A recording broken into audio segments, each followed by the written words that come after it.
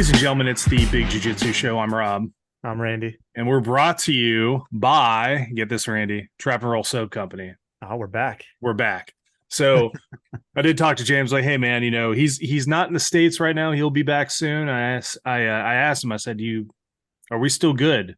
Even though we haven't done an episode. Well, this is consistency now. This is 2 weeks in a row. Or That two. is consistency. That is. Yeah, 2 sets in a row, I guess, because we're doing every episode every 2 weeks. He said, yeah, absolutely. I'll be back soon. So go to trapandroll.com, trapandrollsoapcompany.com. Get some soap. It's good stuff. And they've been a long time supporter of the show, so we're glad that we actually have that relationship with them still. But today's not just you and I talking. We actually have our first guest we've had. We're going back to saying the year and a half thing. So our first guest in probably even longer than a year and a half. So we have he's a judo black belt, 3rd degree, right, Austin? Yes, sir. 3rd degree. Does Brazilian Jiu-Jitsu, Sambo, Japanese Jiu-Jitsu. I mean, I'll let him explain more of what he does, but we have Mr. Austin Hansen on the show. I appreciate you coming on, Austin. Yeah, it's great to be here. Thank you for inviting me. So before we get down to asking some of the questions Randy and I are interested in, why don't you give us a little bit about tell us a little bit about your background and how you got started in martial arts and the usual. Like, give us the rundown. Sure, yeah. So let's see, this January will be 15 years of doing martial arts. I turned 30 this December, and I started when I was 15 at Fort Leavenworth, Kansas. I started off with Japanese jiu-jitsu, traditional jiu-jitsu. Kind of stumbled into it. My father did taekwondo when he was growing up, and he always said I should try karate or taekwondo or something, and I didn't want to. I thought it was, kind of silly, but found out later on in life I was wrong, and more on that later. But there was a jiu-jitsu class on Fort Leavenworth, and I went out and tried it, fell in love. It was actually the first class we did. It was knife fighting techniques and how to defend with knives, and more of like an Arnis-based system, but involved in traditional jiu-jitsu. So I did that starting January 2009. Let's see, in 2012, I got my first judo black belt. My instructor was actually on the Marine Corps national team back in the day, and that's how he got started in judo. Lo and behold, I fell in love with judo and the submission grappling. And then in 2012 as well, I got introduced to Brazilian Jiu-Jitsu through a free Jiu-Jitsu class on Fort Leavenworth, Kansas. Group of guys got together a couple days a week and rolled and practiced techniques. It was led by a blue belt who was later promoted to purple, and really started off Fort Leavenworth Brazilian Jiu-Jitsu Club. Ended up moving out here to the Fort Bragg area in October 2020. Continued in Brazilian Jiu-Jitsu, teaching judo, my traditional jiu-jitsu stuff. I've dabbled in striking arts, Muay Thai, American kickboxing. I've done some karate, all that kind of stuff. But my core would be judo, Brazilian jiu-jitsu, and traditional jiu-jitsu. That's really, if I had to pick one thing, I'd say I'm a judoka. That's the title I'd have to choose if I was forced to choose one. So with starting out in Leavenworth, that's Missouri, right? No, Kansas. It's right across oh my God, board. I'm so sorry. Well, there goes half my viewership because I know a lot of them came from Kansas City Brazilian Jiu-Jitsu out there, and with Jason Bircher. He was on the show at one point too. But yeah, I know them. Nice. So starting like in a club, like a military club, I know I ran a club for a while myself. Do you find any advantages or disadvantages or just like cultural differences with doing or starting in a military club versus like I guess a commercial club? Yeah, for me, philosophy, right? It was kind of the big deal. So oftentimes, especially with traditional Japanese jiu-jitsu, a lot of people think it's kind of hoaxy. Like, I just think of like Aikido or Aikijitsu and this fancy wrist lock and whatnot. But the nice part about growing up especially Fort Leavenworth being a unique military community in general, these guys were coming in, talking to my instructor like, hey, like, we PCS a lot. It's hard to get promoted. We want to keep our skills sharp. And how can I apply this in actual combat situations? So the level of intensity and resistance that I had, even compared to just like rolling in Brazilian Jiu-Jitsu, was different. I mean, here I am when I started 15 years old, and I had these 240-pound dudes, Rangers, Green Berets, whatnot, that are there for the war college, who were just smashing me. So I got pretty good at, trying to defend early on. And they respect the differences between self-defense and combat-oriented jiu-jitsu as opposed to like the sport of Brazilian jiu-jitsu, and really separating the two, but cross-training in them both to correlate that. And that's kind of I've noticed in my career thus far that following that, because I did some time in law enforcement, did some time in corrections. I was a maximum security correctional officer for a short period, did some security work. And, regardless of where I go, people understand the difference and how to correlate the two. So yeah, that's what I would say. Nice. So it is, I think that is something advantageous. I know Randy's a big proponent of and a big advocate for having the difference between, hey, it's cool to be able to berimbolo and take it, do a back take, and like also on the other hand, know how to handle a situation, self-defense situation, especially in law enforcement, like both of you guys had experience in with that. So going from that club to, do you mind asking where you went after that one? Like from Yeah, totally. So getting to lineage or club, so to speak. So today I still consider home. I'm part of an organization called Midoriyama Budokai.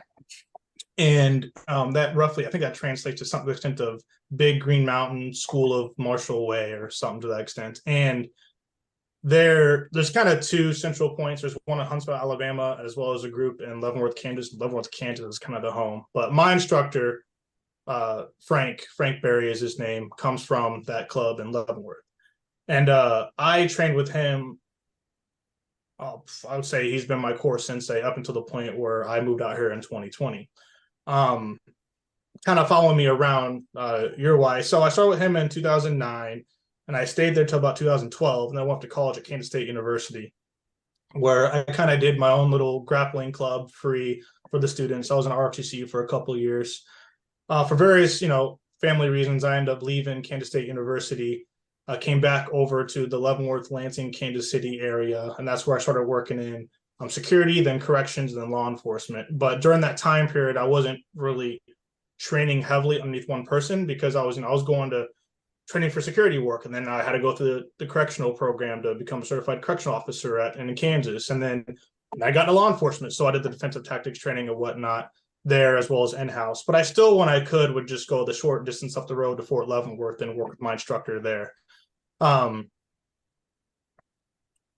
as well as the free Brazilian Jiu-Jitsu club and really grappling there. So from really 2012 up until 2020, that 8-year time span, and I was 2009 to 2020, I apologize, I was there on base, really tutelage of him, picking up some ideas from other people like Luis Pinto, Ninja Pinto, that owns the Brazil Academy in Kansas City, or Lenexa specifically. I went to some seminars there.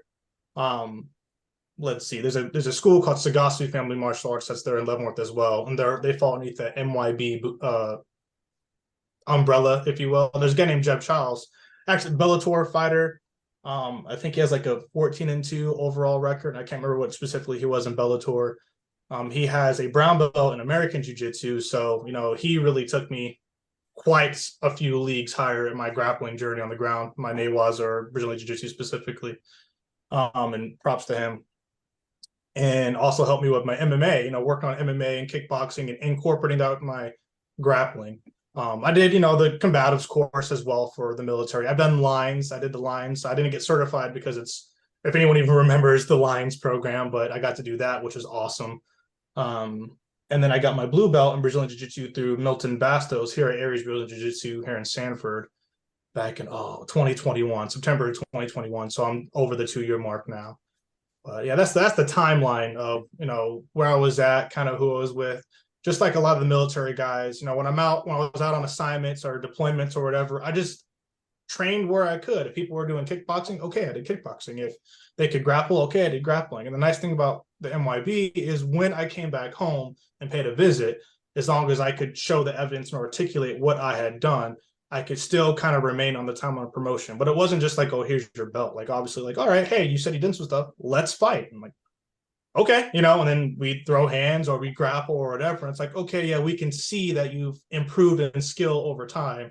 So because of that, we'll keep you on timeline for promotions versus, just kind of like a lot of, military guys, they unfortunately don't get to train for a year or 2 or 3. And, and they lag behind their peers. And next thing you know, your buddy's a purple belt and you're still a 4-stripe white belt. And you're like, what happened? And time just gets away from us. So very, very thankful for that. I got to be honest. When you were getting ready to say who your instructor was, and you said Frank, I was hoping the second part of that was going to be Dukes, like Frank Dukes was your. I was hoping, but can't always No. get what you want, I guess.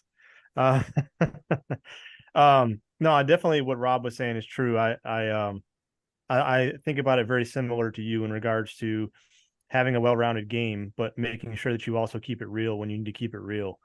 I think that's really important, and it's easy to quantify the need to still do some of the sport because you learn certain movement patterns that otherwise you may not even know that can lend into that self-defense. I'm not going to berimbolo somebody on the street, but I may learn a way to elevate somebody's hips or use my hooks in a way that I wouldn't have if I didn't do the berimbolo, right? So I think it's Absolutely. important to have that knowledge, but then also know this is for the street. This is because I'm training in martial arts, and it's I think it's really important. And on that, I had a question for you. When you said you dabble in striking, which me and Rob are the same way. It's important to be well rounded in your martial arts. How do you personally quantify or feel about striking and its place in defensive tactics or combatives for law enforcement and military? Because I know there's Yeah. a lot of So, controversy around that right now. So, man, I tell you what. And again, I was a cop from April 2015 up until I resigned in October of, was it 2018, I believe. And I end up, so brief kind of professional background. And I was in the Army National Guard. I'm still technically in. I'm actually pending the end of my ETS. I was medically evacuated from Africa back in January. Did some time at the recovery unit here at Fort Bragg, and on my way out the door. So, but I was infantry, and I said the security, corrections, and then the law enforcement stint. And that's been like my biggest problem to this day, is the self-defensive tactics for law enforcement. It is subpar. It is just simply subpar. And, absolutely. I understand departments limited in resources and budget, and, that's difficult, right? Like how do you get the proper training and attention you need to the right people at the right time and continuing their education and so on and so forth. So I just got delivered an energy drink. I'm going to be peppy for the rest of this interview. But how do you do that, right? And it's difficult, if you think about how long it takes for someone to get like a blue belt in Brazilian Jiu-Jitsu. And really, when you think about like Jiu-Jitsu, how effective someone can be, just a year of training and how much they can do, right? So anyways, getting back to the point, right? Using hard style techniques, so, your striking, your kicks, your elbows, you're not going to go out and Muay Thai people to the ground, right? There's a time and place for that, and that goes in the use of force continuum. My time at the police academy, and even in law enforcement training, they do a good job of talking about the use of force, but I think due to a lack of understanding and skill set, people are like misaligning what to use and where. Like, for example, I know when I was working at Lansing Police Department in Lansing, Kansas, before we even went hands-on in any way, shape, or form, it was like, hey, engage tools, use the taser, use pepper spray, whatever. Don't use a baton because obviously that's just worse than hitting somebody with a fist, right? But in my opinion, I was like, man, in real arrest situations, if I could, simply open hands, get hands on, and use like a Kimura to just control you, right? I'm not breaking you. We know how far people typically it goes before you break an arm. But if I can control you to the ground and hold you there, I usually have another officer, we get cuffs on you, like you're not hurt, your pride might be hurt. But that's about it. I don't care. You're safe, I'm safe. You're in the car, the seatbelt's on, we go down to the jail and it's done, right? So I think it begins really back at the police academy, like, hey, changing the mindset of what defensive tactics looks like. And so, one, every officer has a tool on you. Can you defend your tool? And we have that conversation, but we don't actually, engage in the grappling or the wrestling of what does weapon retention really look like, besides silly games of I'm walking in the hallway and someone tries to grab my gun, haha, fun and games. It's not funny when we're on the road and, someone gets shot or multiple people get shot and it was your gun that got taken. So having realistic grappling training from day one or day two, the understanding of, hey, you have a couple of days of orientation, but every day, I mean, we can talk about fitness and law enforcement. That's a whole other issue of itself. But let's engage in just an hour, adding an hour a day at the police academy. So I actually wrote a long time ago, and I don't know if I still have it anywhere, but kind of a theoretical approach to grappling training for the Kansas Law Enforcement Training Center. Because Kansas, obviously, there's not a very high populous state in comparison to other states, right? Once you kind of get past that, Kansas City is obviously one of the biggest cities. There's Wichita and Topeka and Lawrence. If you think of Kansas State University at Manhattan, Kansas, you think of University of Kansas and the Jayhawks there in Lawrence. But outside of like those kind of couple cities, ain't nothing in Kansas, right? It's pretty flat state, very windy, so most people go to the Kansas Law Enforcement Training Center, the center of the state, the authority in the state for law enforcement training. I'm like, okay, well, if that academy is 14 weeks long, then what if, we give you, the first 3 days or whatever, like, hey, here's the process, here's your classes, here's the dorms, whatever.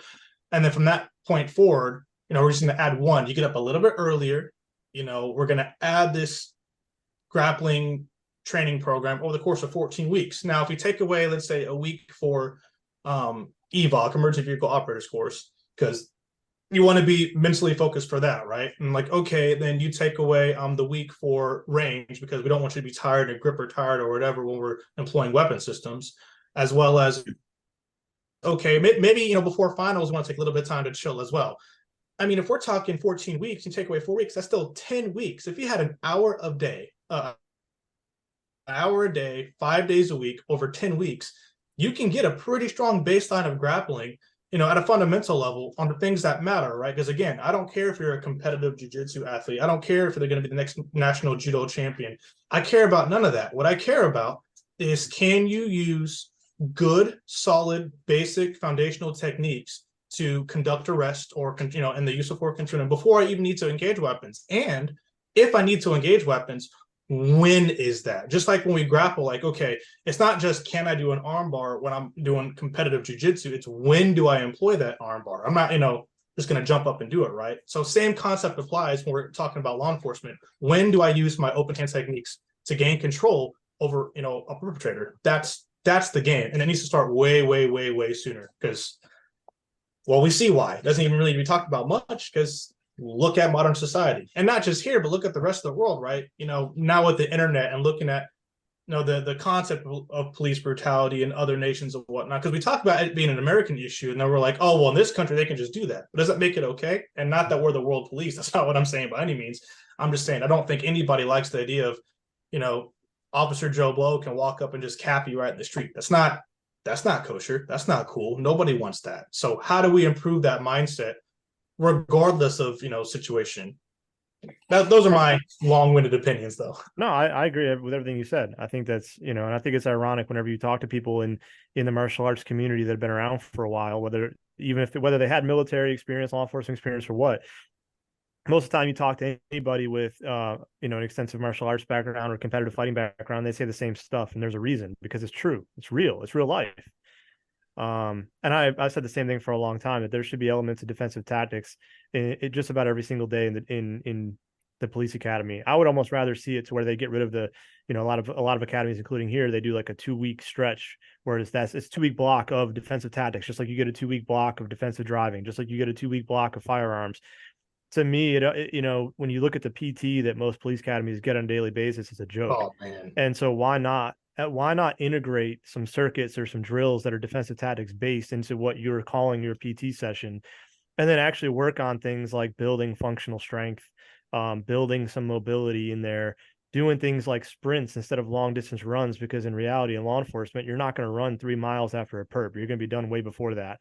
You're going to run maybe at the most a football field's length before that pursuit's over, whether they get away or whether you catch them. So, the whole entire police academy system needs to be revamped. And if you look at the military as a prime example, and I agree with you when you said earlier, like, you don't even need to enforce like, oh, all cops should be blue belts or all cops should be purple belts in Brazilian Jiu-Jitsu. That's not an accurate statement, because it's not used the same.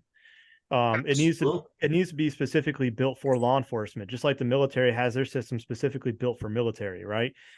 You've got more specific things like SOCP, you've got MACP, you've got MICMAP and the Marine Corps. And MICMAP, obviously they've got a belt system, but it's for the Marine Corps, right? It's not a Jiu-Jitsu purple belt or Jiu-Jitsu brown belt. It's a Marine Corps martial arts program brown belt or whatever. I mean, that the law enforcement side needs to kind of take note of that, in my opinion.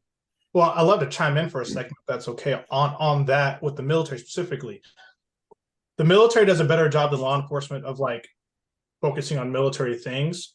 However, I still think that the military, I think due to, political influence, is kind of going the wrong way. What do I mean by that? So we have MACP, the Model Army Combatives Program, and it's not bad. I just think they missed the mark, right? So, a little bit of history. Before MACP, there was the lines. I can't remember what lines stand for. There's a funny story behind it where essentially, like, the guy that made it, Ron Don Vito, they're like, hey, like, we need an acronym, and it was originally by the Marine Corps, and the Army adopted it.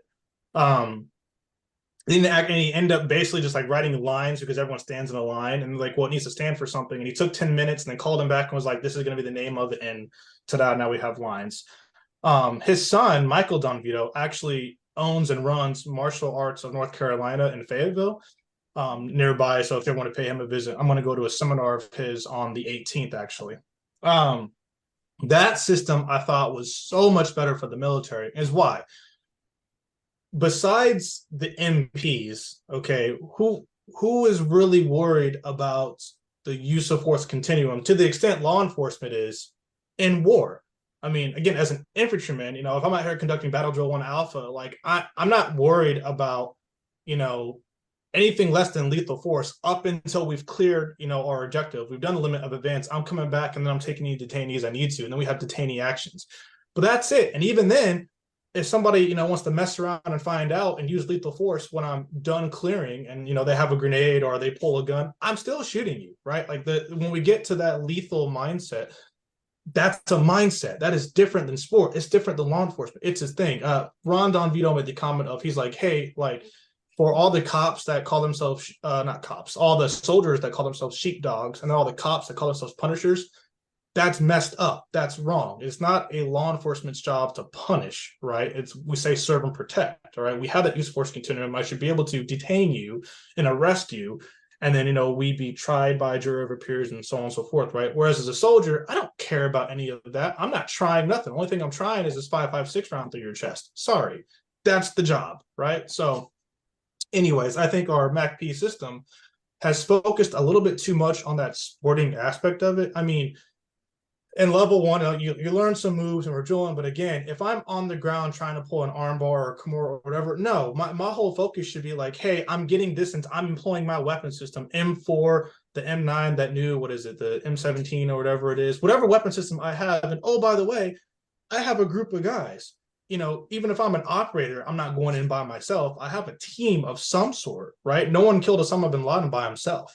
Like, that's the mantra. So I need to, one thing I learned in the Japanese Jiu-Jitsu course back when I was getting, I think it was my 2nd degree brown belt, my Nikyu.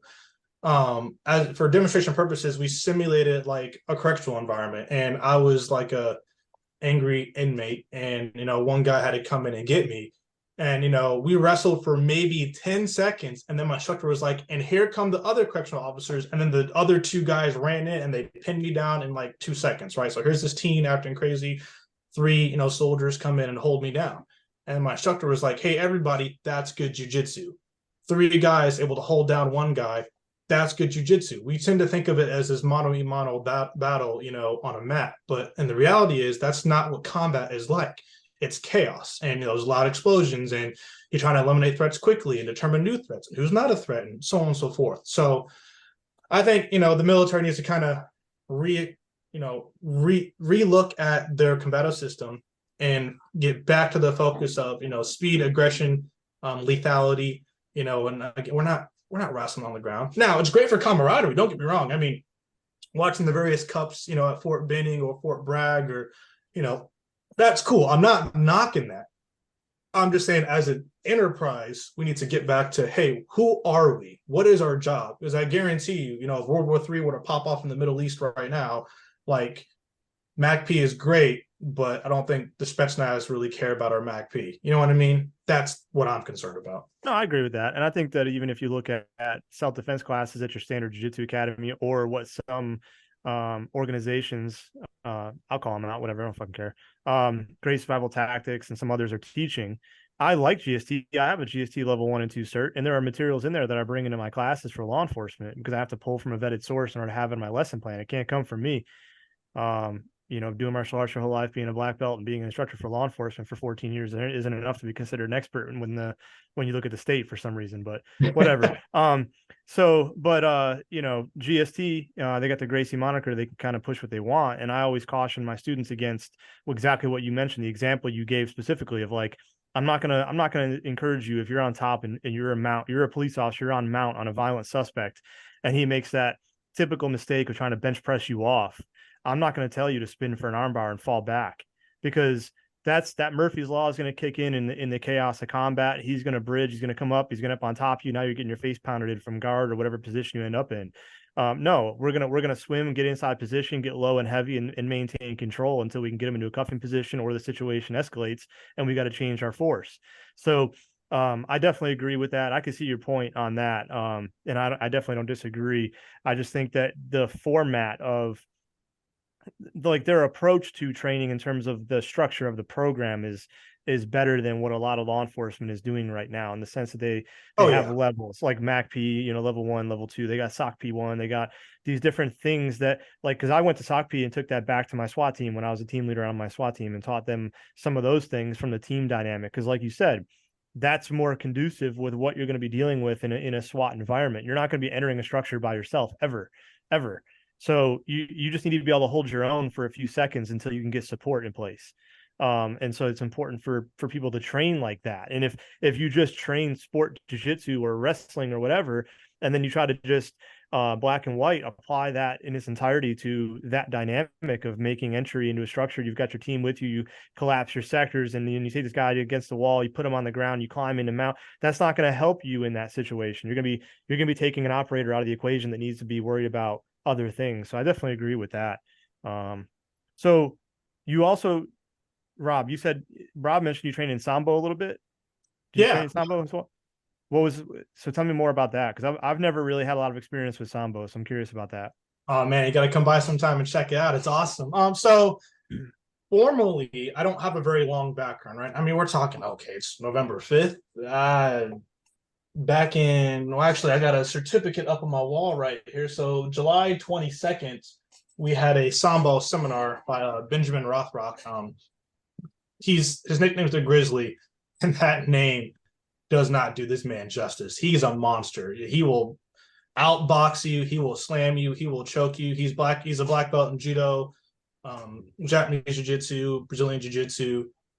Dude's a beast, right? I mean, he's competed in Sambo at national and overseas. I think it was worlds as well. Like, dude's a monster, right? Love him to death. Humble guy. Highly educated. He's still in the military.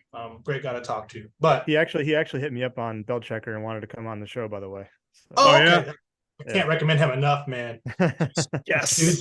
Dude's a monster. I'm telling you, I love him to death. He's in Germany right now. But I go up to his club every now and then and train with his people. But anyways, to the point, back in July, we had him out for a seminar. Now, I've known about Sambo for years, just because Sambo, for lack of better words, you could claim is kind of a baby of Judo. One of the founders of Sambo trained in Judo and did wrestling and whatnot, and basically was like, hey, this Judo was great, but after 2008, took away leg grabs and all that kind of stuff. It's like, well, we really need a sport that's Russian, because, hey, Russians like to have their name on everything, right? And we're going to bring back in, because Sambo basically means self-defense without weapons. And we need to make this not only a sport to keep up skill set and, a simulated environment, but, still teach all the techniques for self-defense, whether it's weapons or, people think of like Sistema, but Sambo's not Sistema. They're not the same thing. They are different. But, your leg grabs and your arm bars and your chokes and all that, cool stuff. And after we had that seminar, I wanted to teach Sambo, and I was talking to Ben about it, and he, validated that I had, a particular skill set and the mentality. Because one of the biggest things about Sambo is Sambo does not have any ranking structure whatsoever. You either fight or you don't. And as Ben said, he's like, hey, you're either eating at the table or you're not. So show up and fight, or shut up and go away. And that's it. And I was like, I guess I'm eating today, right? So, I'd come in there, and I just recently competed at the Carolina, state championship thing that just had, and placed second in both sport and combat Sambo, which was awesome event, very well ran. And Vernon Kirk refereed. He did a phenomenal job. So, but I've known about it for a long time before then, because there's this guy, Steve Scott. He's a judoka. He was an Olympic coach, and he teaches at his club, the Welcome Mat, back in Overland Park, Kansas, which is the Kansas City area. Oh, excuse me. So his guys had been competing in sambo and whatnot, even before it was started up here on the East Coast. Ben's really the only guy on the East Coast that's running, normal sambo events that I've seen, even going on Facebook and dinking around on there. There's another guy, Julian Sanchez or something like that, who runs another sambo organization, but he's more in Texas. But even then, it's like, okay, I can think of him being involved in Texas. Ben's out here on the East Coast. And there's another guy who's doing events. Or Steve Scott, teaches sambo, so to speak, in Kansas City. And that's all that I really know of, and that's crazy. After 15 years, I can, found 3 people that are outside of just, keeping in a small town that are trying to do sambo at a bigger scale.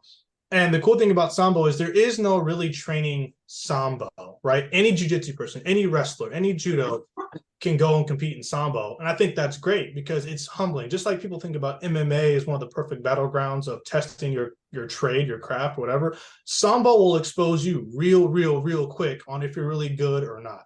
Because if you're a judo guy that wants to fight grips and you've never trained leg grabs before in your life and you get double legged by a wrestler and the fight's over, like, sorry, now you know where you're weak at. Or if you do combat sambo and you think, oh, I got all the best grappling in the world, and you get knocked out by some guy, like, hey, dude, guess you need to work on your striking a little bit. We think of MMAs and like the takedowns and the ground grappling and the striking and that little holy trinity of MMA, if you will. Combat sambo applies the same thing, except it gives more credence to, jacket wrestling in general, but in sports sambo or combat and sports sambo. If I throw you onto your back with force, like an opponent in judo, but a higher standard, your hold back, and I remain standing, I win. The fight's over. So it brings back that understanding and control of how important and imperative it is for good grips and takedowns. But you can do that with a double leg. If I double leg you, pick you up and slam you on your back, I still win, right? So a good wrestler can come in and suplex and, lap drop without falling all the way down or what have you, and elicit the same effect. Now, if you go all the way down, does it stay live? If both people go to the ground, does it stay live and you can throw submissions and all that at that point, or what? Yeah. Okay. So if you go flat on the back, and you stay standing, it's done. But if I throw you on your back and I land on top of you, it's only 4 points. And then I might miss up the points a little bit. So feel free to fact check any of the points, right? But if I'm standing and I throw you onto your side, it's 4 points. If I throw you onto your back and I fall on top of you, it's 4 points. If I throw you on your side and fall on top of you, it's 2 points. But once we hit the ground, it's still live, right? It's like, so you can get pin points as well. Now in judo, if I pin you for 10 seconds, it's a wazari. 20 seconds, it's an ippon.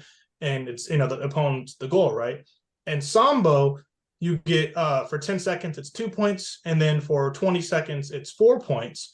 But once you get your 4 points for pinning, you can't get any more pin points. So another way to win is have an 8-point spread. So 0 to 8, 8 to 16, whatever math you do in your head for points. As long as I'm a spread of 8 points greater than you, I win. So if I throw you with the near perfect throw and then hold you down for 20 seconds for a total of 8 points, I win.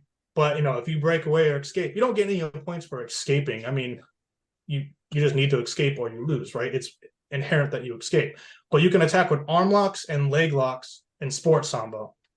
No chokes, though. No chokes I found interesting, but no chokes in sports sambo. And combat sambo, you can choke. You can punch, kick, elbow, headbutts, knee, chokes, arm bars, leg locks, all the above. And the sports sambo match, my weakest area of grappling is leg locks. Makes sense. I'm a judo player. I'm still a quote unquote blue belt in Brazilian Jiu-Jitsu. And my weakest area is leg locks. Just haven't trained it nearly enough. I know enough to like get away, and I've escaped. Even in the matches I had, I escaped quite a bit. But ultimately, I got finished by a gnarly calf slicer, and it was actually, if you watch the video on like my TikTok or YouTube, it was awesome. Even though I was like, that was cool. Like that rolling, move was awesome. And then the combat sambo, the guy that beat me, won by TKO. He kicked me in the head. And it, made me daze a little bit. And I was like, yeah, I'm done. I got to go to work on Monday. I'm not going to fight through this. It's whatever, right? But it's very humbling to, feel those effects on you. So anyone, if you're a good kickboxer and you're like, oh, I could, outstrike a grappler, go try combat sambo. See if you can. See what you need to learn, to be able to really take your striking to the next level. Or if you think you're a good grappler, I can close the distance. The MACP level 1 drill where the guy tries to hit you in the face with the boxing gloves and you have to, close the distance, achieve the clinch, and keep them from striking you. You want to talk about a great place to try that at full spectrum, go try combat sambo. You think you can close the distance and keep them from punching you and kicking you in the face? Good luck. Go try. Let's see. And again, there's no ranks or whatnot. So obviously you should probably go with a little bit of experience, because the last thing you want to do is a guy that's been fighting for a whopping week and then be like, I'm going to fight this guy who's a national judo champion. Don't do that. So, but yeah, it's how do they determine? You said there's no not weight class. You said there's no belt rank. How do they determine who you fight then? I mean, obviously weight classes, but then is there any other type of measurement to it, or is it pretty much everybody comes in at the same level and you just fight whoever is in your weight class?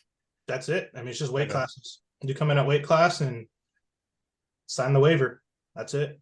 You guys remember back in the day they had a Shido-Con? Shido-Con. That sounds familiar. It was and I'm probably going to bastardize some of the rule sets. So anybody listening that was a diehard Shido-Con fan, I'm sorry in advance, but it was, so Kung Lee even fought in it, the Sanshou guy. Yeah. There were a lot of people that fought in it. A lot of big names fought in it at some point. So they had like one round that was just kickboxing, one round that was basically Sanshou where you could kick and throw. And then the last round was pure mixed martial arts. Like it was full on.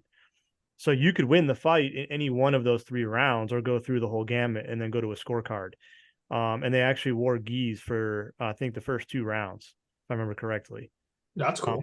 So it just kind of reminded me of that. I kind of find some of those hybrids that aren't quite MMA in the traditional sense when people think about it. Technically, it is mixed martial arts, right? But like in terms of competition, it's a little bit different because that's what always fascinated me with sambo. And I didn't even know that there's a distinction between combat sambo and sport sambo, but obviously it makes sense. So combat sambo integrates the strikes and obviously chokes as well, and then sport sambo is just the takedowns and submissions and pins, basically, right? Yep. And there is a third called beach sambo, and they still have red and blue gear, but they wear a white jacket for some reason. So it's like a white jacket with like red shorts and shoes or whatever. And then someone wears a white jacket with a blue belt. Do we fight on a beach? Yeah. It's awesome. Yeah. I don't mind standing in the eye, but it's pretty cool. It's cool to watch. Dude, you had me fighting on the beach there, but right? That's what I'm saying. Well, what I was thinking was, you're talking about it with combat sambo, and going back to talking about how being a well-rounded martial artist is kind of like the goal for, at least I guess all 3 of us kind of agree on that. Being a well-rounded martial arts, God Almighty, a well-rounded martial artist is the goal for everybody, really.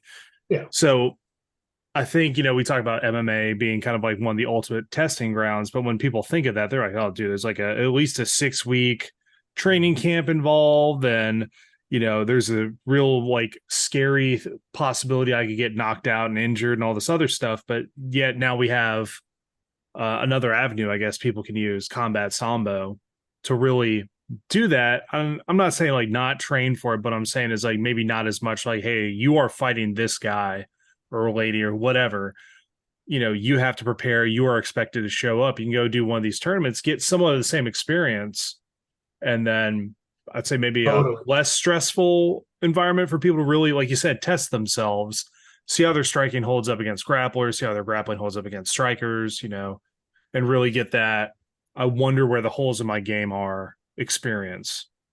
Yeah, I think that. So if someone's interested in doing MMA like seriously, whether it's amateur or pro, like try combat sambo first. Figure out where the holes are in your game, And the nice part is, especially with running, or not running, I'm not running it, but participating in local events. So these are ran by the Southeastern Sambo Association, which is owned and operated by Ben. Vernon Kirk is another person who really helps with that.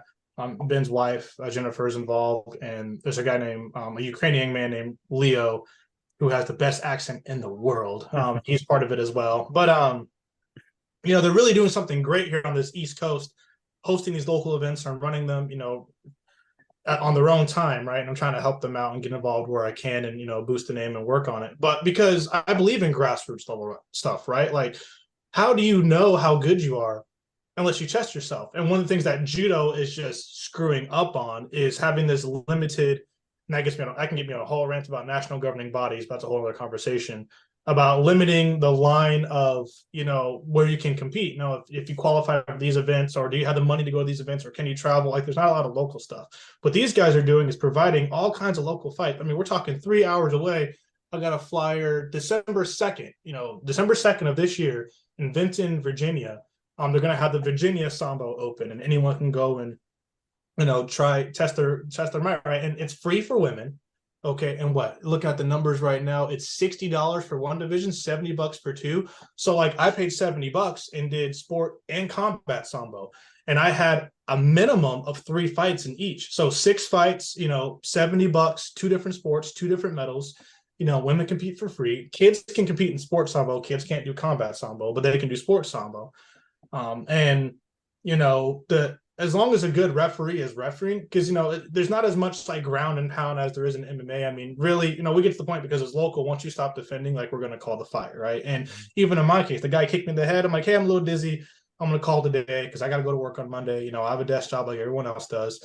Like, there's an aspect of humility that's there, right? And mutual respect. And not to quote Jagor Khan, but mutual prosperity for all, right? These principles still apply, especially at this grassroots level. And I think it's awesome. Like, one, to see it that way, because I know in MMA we get hyped about the fights and just the absolute manslaughter in the cage and, great entertainment. But before you get there, test your mentality over here, see your gaps and so on and so forth. And then we have, the jacket as well. Like, obviously, the jacket adds a whole new dynamic to the fight that MMA doesn't have because of the jacket, because of jacket wrestling, right? But even then, if it can make things better or worse for you, depending on your training background, absolutely try combat sambo or even sports sambo before you dabble in MMA. Figure out where your holes are, fix those holes, and then if you want to go do MMA, okay, go do MMA. It's cheaper, it's fun, you have more fights, and I'm not worried about getting knocked out in front of my girlfriend or wife or whatever in a big stage that's live streamed on YouTube or some other professional thing. So I agree with that. I can say I resemble that remark. I went, so I got, this is years ago, man. This is years ago, but I got it was when the MMA bug was really hitting pretty hard everywhere, and I was training at a mixed martial arts gym, and hadn't even got my blue belt in jiu-jitsu. I was still a white belt. Had a little bit of a boxing background from back up in Buffalo where I'm from, but and did some like open martial arts tournaments with like kickboxing and stuff back in the day, but didn't really have any experience other than that. And kind of dove in headstrong and no offense to my coach at the time. He's a great coach. But I feel like, I think we were all a little bit ignorant back then in terms of what you really needed to do to prepare for some of these events. Kind of got thrown to the wolves early and went against a guy that had already had an extensive amateur competitive background in Muay Thai and paid the price. Right. And that was my own, that's my own decision. And I made a grown ass decision and paid a grown ass price. Now I got a deviated septum and sinus issues to thank for the rest of my life. But it was a great experience and it made me step up my game. And I credit that a lot with how my life changed drastically after, because you know how it is. You suffer a humiliating defeat in something that you really identified with and it changes your life. You can either have it change it for the negative and say, fuck that, I'm never doing it again. Or you can get back on your horse and make yourself better than you ever were. And I thankfully chose the latter half, thanks to being raised the right way. But at the same time, what you're saying is 100% accurate. And I think if I was a fight coach, which I'm not, if I had people that were interested in competing, especially the younger guys that wanted to fight MMA, this would be sounds like it would be a solid avenue to kind of build up their experience without inheriting such crazy risk on top of that. Because you have a lot of young guys that are like watching UFC on TV. They train at a jiu-jitsu gym or a kickboxing gym for a year. And they're like, I'm ready to go and fight in the big show. And you're like, dude, you have no idea what this is like. Not no idea. And I mean, I got knocked out in front of 1,000 people, including friends, families, and coworkers, and spent the next 4 hours in the emergency room. Paid thousands of dollars to get told that I suffered a concussion and had a broken nose, which I mean, I can look at myself in my little thing here and say, yeah, it's still crooked. Didn't need a doctor to tell me that. But at the same time, I wish that I would have, if I would have known that things like this were available back then, I wish I would have taken that route and went in more prepared. Not to say that would have guaranteed a victory, but I think it would have guaranteed a better experience and a better outcome on the other end. This sounds like a pretty solid way. So hopefully anybody listening, when we air this, if they're thinking about mixed martial arts, give a solid look to sport and combat sambo first, man. Because that and Oh grab yeah. and jiu-jitsu tournaments. Go to jiu-jitsu tournaments. Like, get used to the stress of competing in front of people. Get used to that first. And it's always going to be stressful and scary. Yeah. But at least get that first before you jump into the cage. And with the other thing that blows me away about amateur mixed martial arts, and I'm not sure how much has changed because I completely left that scene after that experience, but dude, I paid to go do what other people were getting paid to do. There was no difference in rules. There was no difference in gear. There was no difference in any of that. And it just seems like when you look at amateur boxing, right? There's different equipment, there's different rule sets designed to protect the athletes, right? Yeah. And it sounds like in Sambo, there's at least some control over what's happening in there. Totally. And then you're kind of like crawl, walk, run your way into the cage versus just dive headstrong in, not even knowing what you're getting ready to hit at the bottom. You know what I mean? Yeah, yeah. And again, I'm relatively new and I don't truly understand in the deepest levels of like what is the path to like go into worlds, or what does nationals look like, or so on and so forth. But I know this, right? There is a thing called Master of Sport, and I think you need to get at least 2 medals at nationals to try out for Master of Sport. And of course, you need to be able to do that well here before you go to worlds. Like, you're not just I'm gonna hop on a plane and go to Europe. Like, nah, I don't. That's not how that works, right? You have to earn, again. You earn the right to eat. The Russians aren't just gonna be like, yeah, come to Moscow and fight. No, like, you need to earn your way there, right? Right. But definitely, I mean, if you're interested in fighting, before a decade ago, Sambo wasn't really anywhere, but we're seeing it pop up more and more and more across the board. And I think that is why. I mean, why is Brazilian Jiu-Jitsu so alluring as opposed to Judo? And it's because of accessibility. I mean, anybody, even if you don't have a gym, if I wanted to go and try to compete as a white belt and wherever, fine. And if I start dogging people, if you have the right conversation with somebody, I'm sure somebody will waive you to compete at blue or fight in the open division or whatever, right? The options are there if you want to play that game. Combat Sambo is nice because we don't have the bureaucracy of ranks. Just nut up or shut up and go out and do your thing, right? And it's very humbling really quick. And because, of the gear, right? So you have the jacket, but in Combat Sambo, you have shin pads, you have your MMA style gloves, and usually they're like 4-ounce gloves, but with CESA, we're allowed to wear 8-ounce gloves because, not everyone has the matching Sambo uniform. And that's okay. Just show up with a gi top and a belt and your striking gear, and you should be fine, right? A mouth guard, a cup, headgear, all this stuff. Even as like a pro Sambist, if that's even a thing, you still wear all the same protective gear. So really, it's not, is the gear available to protect you? The gear is absolutely there. Now you have to have a competent ref that knows when to step in and be like, hey, you've been knocked down. And then we said that had the same knockdown rules, right? Kind of like in boxing, where after you get knocked down, I think 3 times and like you're done, it's considered a TKO. Yeah. If you can't defend yourself, obviously you get up, and it's not the same level of you ground and pound in Sambo? Yeah. That's another rule. Like, let's say your head is on the ground. You can't ground and pound them when their head is on the ground, right? So if their head comes off and you hit them, that's fine. But the moment this happens, you stop, and usually you call them like a TKO at that point anyways, because if they're going down, they're either dizzy or already knocked out or what have you. But again, these things are there to protect the athlete. And, if you are interested truly in competing in MMA, try Combat Sambo first. Yeah, sure. Can you get your bell rung? Absolutely. I did. Am I going to go do it again? Absolutely. I loved it. I would totally go and fight again sometime. I'm not going to go this December. I'm going to go as a coach this time. I got a couple people that want to compete. Hopefully that works out well. Trying to see if we can get a few more, because I want to be certified or validated as a coach. I mean, I call myself a coach right now. I'm chartered underneath CESA to teach at my school, Jiujitsu Judo. I teach at 2 different locations. But again, it's another thing to have like the official diploma. And, if I were to, I don't know, go to Moscow and be like, yeah, here's my diploma that I'm certified to do this. Those things, certification does matter to an extent, but it's just different than like traditional martial arts. Nobody cares about your lineage. They care about your accomplishments. If you can fight, you can fight. But that gets into, accomplishments. That can lead to a very interesting conversation about what makes a black belt and why do we have it the way it is. And I just posted a very controversial YouTube video yesterday on that. If you guys want to analyze that and laugh at it, feel free. But yeah, I love Sambo. It's probably my new favorite sport to compete in and encourage people to go to. I love Judo is my first love. It's my baby. But like, the risk versus reward of competing in judo, even at a local level.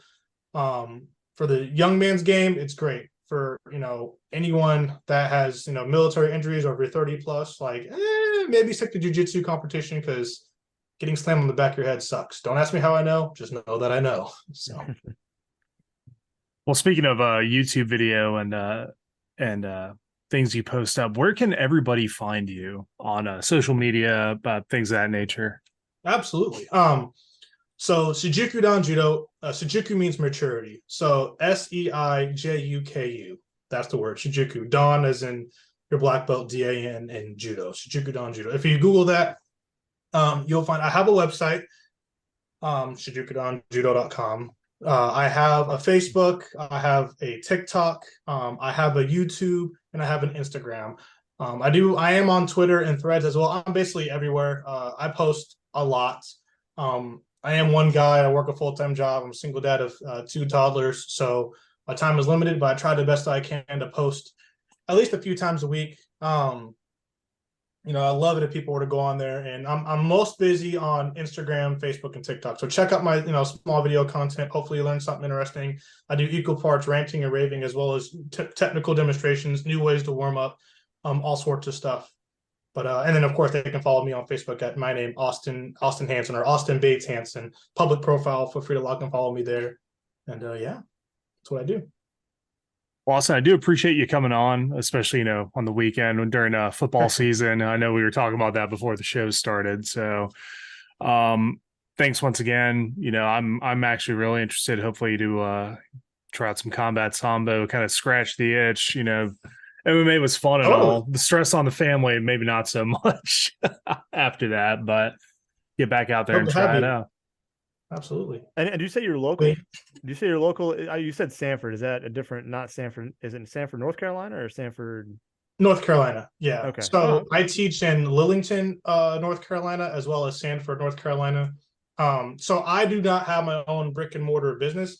I consider myself like an independent contractor, and I do that intentionally because I want to spread myself out as much as possible. Kind of a short tangent here. Grassroots, I believe in developing the local economy of an art first, right? Again, it's fun to have national championships or Pan American, whatever, but like if you have to select 1 out of 10 people, it's not that impressive, right? Versus if I can teach, which I have taught over 300 plus students to date, if not more.